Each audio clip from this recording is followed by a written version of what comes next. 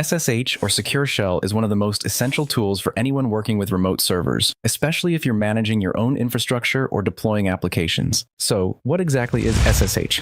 SSH is a protocol for connecting to a remote computer securely. This connection is established over an encrypted channel, which means all data sent between your machine and the remote server is protected from eavesdropping or interception. SSH is primarily used for remote command line access, file transfers, and tunneling traffic. It's often used by system administrators and developers for tasks such as server maintenance, application deployment, and troubleshooting. To understand how SSH works, let's break it down into a few key components.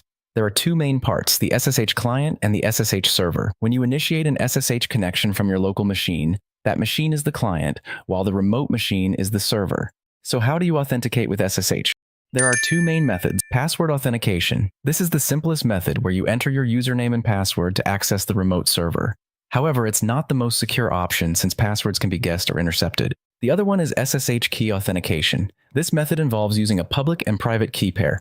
Let's see how it works. First, the client generates a pair of SSH keys on their local machine, a public key and a private key.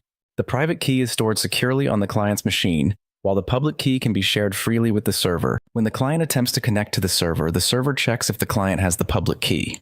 If the public key matches, the server sends an encrypted challenge, a random string, to the client.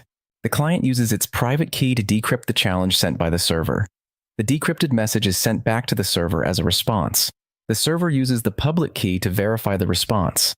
If the response matches the expected value, the server authenticates the client. Once authenticated, a secure, encrypted SSH session is established between the client and the server.